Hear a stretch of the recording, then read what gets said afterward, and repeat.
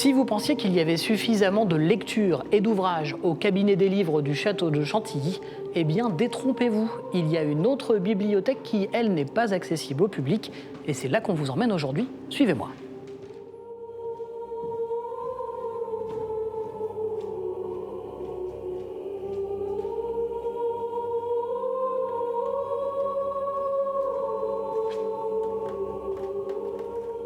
Bonjour Mathieu.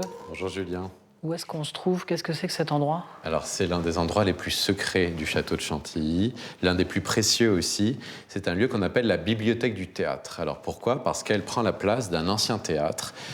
Au début du 19e siècle, les princes de Condé, qui étaient les seigneurs de Chantilly, sont revenus après la Révolution et ont installé ici un théâtre. On se trouve à la place des parterres, il faut imaginer les balcons, et à la place des livres tout au fond, la scène du théâtre. Et puis, le duc d'Aumale, qui est ici en buste, qui a hérité du château en 1830, va aménager ici, à la fin du 19e siècle, donc plusieurs décennies plus tard, une bibliothèque. Et est-ce qu'on peut aller voir de plus près? Oui, on peut emprunter cet escalier métallique. Alors, on est à la fin du 19e siècle et l'architecte Honoré Daumet est dans la pleine modernité. On a toute une structure métallique, c'est l'époque de la Tour Eiffel.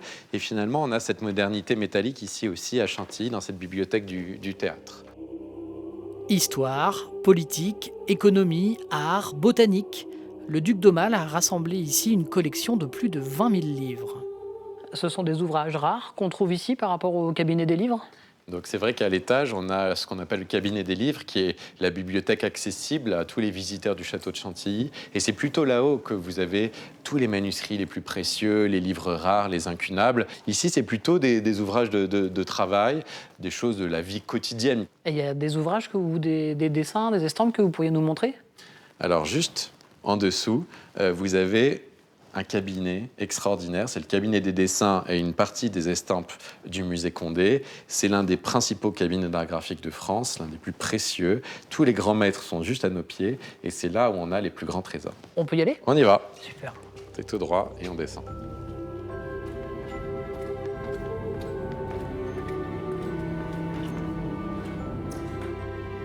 Alors, dans ces armoires, vous avez un des plus beaux cabinets de dessin du monde, avec tous les grands maîtres, Léonard de Vinci, Raphaël, Michel-Ange, Dürer, Clouet, le portraitiste de la Renaissance, Poussin, Delacroix, Watteau, etc., etc. Donc tout ça est ici, et en fait, ce sont des dessins, donc ça craint la lumière. C'est pour ça qu'on les garde en réserve, dans des portefeuilles, dans l'obscurité, et régulièrement, on les montre dans les expositions du château de Chantilly. Nous avons la chance d'avoir 366 dessins qui sont tous les portraits de la cour de France sous François Ier et Catherine de Médicis. C'est une sorte de représentation de toute la cour en dessin et c'est sans équivalent au monde. Alors ces dessins, ils sont dus à deux portraitistes qu'on appelle Jean et François Clouet. C'est fait aux 3 crayons, donc c'est de la pierre noire, de la sanguine et de la craie blanche. Au total, cette bibliothèque du théâtre abrite 4000 dessins et 5000 estampes. Quand j'entre dans ce lieu, c'est un peu entrer dans une caverne d'Ali Baba, c'est comme un enfant dans un magasin de jouets. Et puis c'est aussi, quand on entre ici, on traverse l'histoire, on entre dans l'épaisseur du temps et de l'histoire de l'art. Donc c'est un mélange de tous ces sentiments, mais c'est que du bonheur finalement. Un trésor que les étudiants et les chercheurs du monde entier peuvent venir consulter gratuitement sur rendez-vous préalable.